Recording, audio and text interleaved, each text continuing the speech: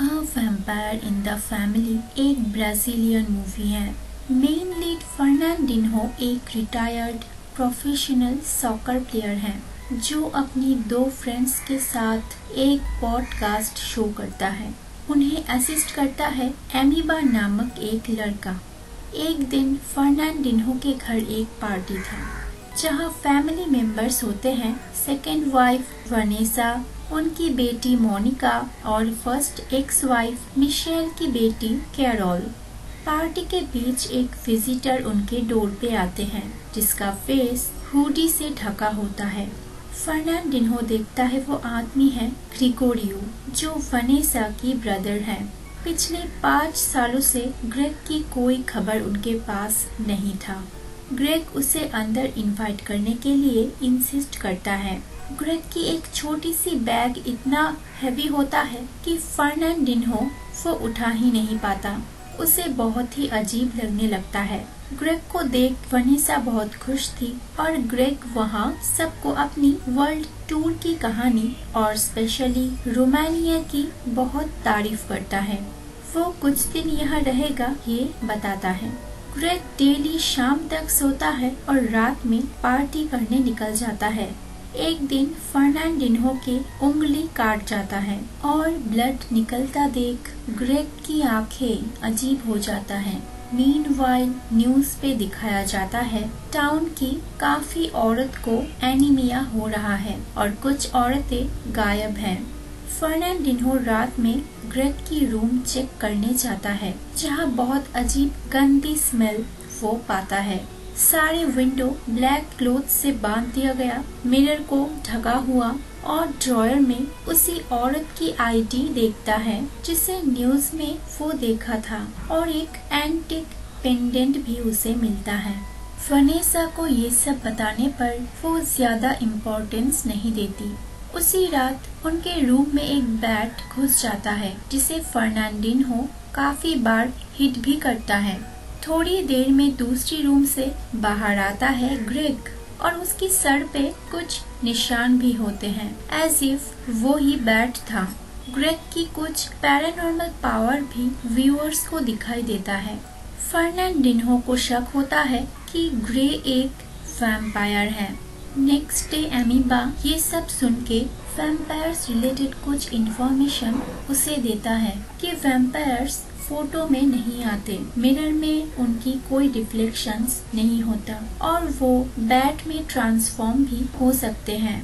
तो ये पता लगाने रात में फर्नांडिन्हो ग्रेग को फॉलो करके एक नाइट क्लब पहुंचता है जहां ग्रेग गर्ल्स के साथ होता है पर मिरर में उसका कोई रिफ्लेक्शन नहीं आता।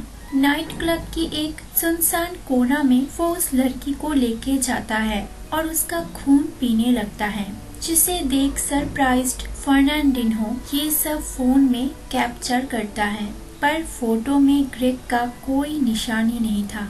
क्लब में उसकी एक्स वाइफ मिशेल को देखकर फर्नांडिन्हो उसे ग्रेग से प्रोटेक्ट करते हुए बाहर लेके आता है।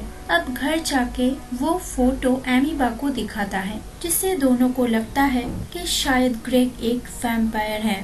वो उसे मारने क्रॉस और वुडन स्टेक बना के ग्रेग के रूम में जाते हैं। बेड के नीचे एक कॉफिन के अंदर ग्रेग सोया होता है।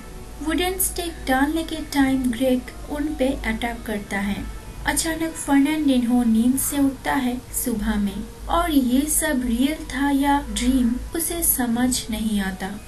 वो फोटो देखने के बाद भी वनेसा को इन वैम्पायर्स में बिल्कुल भी विश्वास नहीं होता। उस दिन सुबह ग्रेग उस फैमिली के साथ ही स्विमिंग पूल में जाता है जिसे देख फर्नांडिन्हो और एमीबा तो शॉक में थे क्योंकि अगर ग्रेग वैम्पायर है तो वो कैसे सनलाइट में बैठा है। वैम्पायर्स सनलाइट में तो जल जाते हैं। पूल से निकलते वक्त ग्रेग की स्किन अजीब तरीके से छिल जाते हैं और उस जगह पे सनलाइट उसे बर्न कर देता है। ये छिपाते हुए ग्रेग वहाँ से रूम के अंदर चला आता है। कैरोल उसे ये करते देख लेती है। उसे अजीब लगता है। वो ग्रेग के रूम चेक करने जाती है जहाँ एक रबर की फुल बॉडी सूट दिखाई देता है।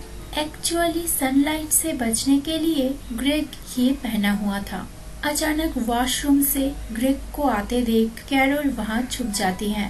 ग्रेग को भी एक ह्यूमन की स्मेल आता है, पर एक फोन आने से वो डिस्ट्रैक्ट हो जाता है और बेड को हटा के उसके नीचे कॉफिन में सो जाता है।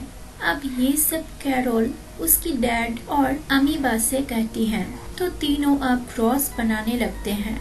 उन्हें समझ आता है कि ग्रेग की बैग इसलिए भारी था कि उसमें फोल्ड अप कॉफिन था। अमीबा फर्नांडिन्हो को कहता है कि वैम्पायर्स 2 टाइप के होते हैं, स्काउट्स और अल्फास। स्काउट्स अल्फा के अंडर काम करता है और बाद में अल्फा होता है। थोड़ी देर में पता चलता है कि ग्रेग उसी रात वहाँ से चला जाएगा, जिसे तीनों अंदर ही अंदर बहुत ही खुश हो जाते हैं।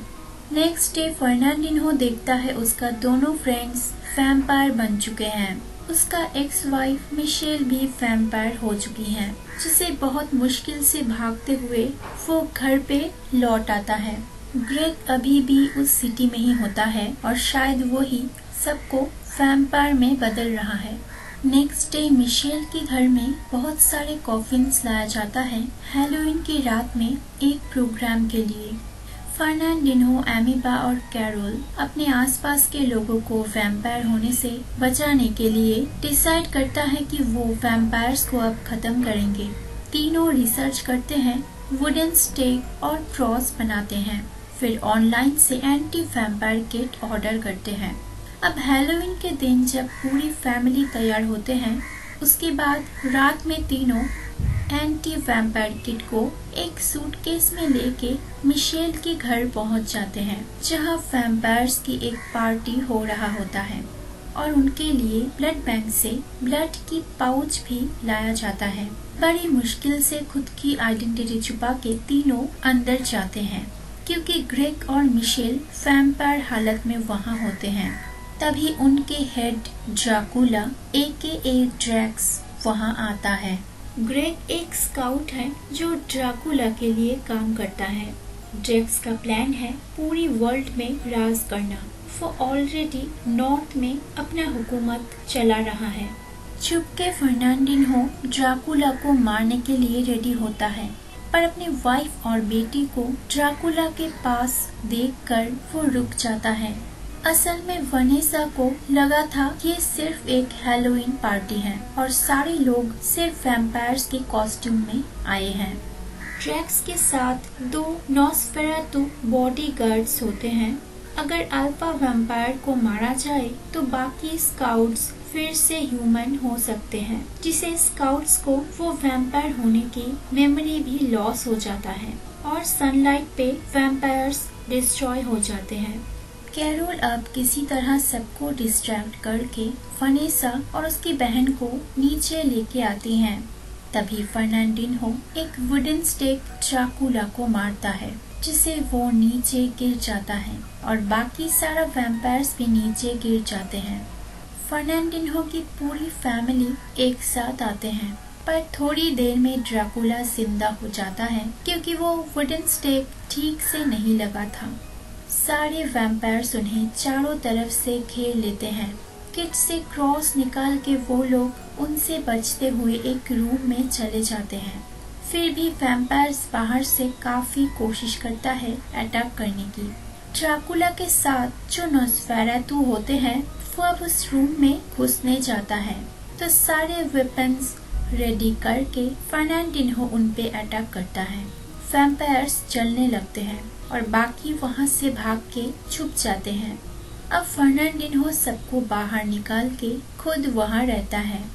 इसके बाद ड्रैकुला के कहने पे ग्रेग उसे पकड़ के अंदर लेके आता है, पर उसकी ड्रेस के क्रॉस से वो पीछे हट जाता है। दूसरी तरफ बाहर उसकी फैमिली एक गाड़ी में बैठते हैं वहां से भागने के लिए, पर मिशेल उन पे अटैक करती है।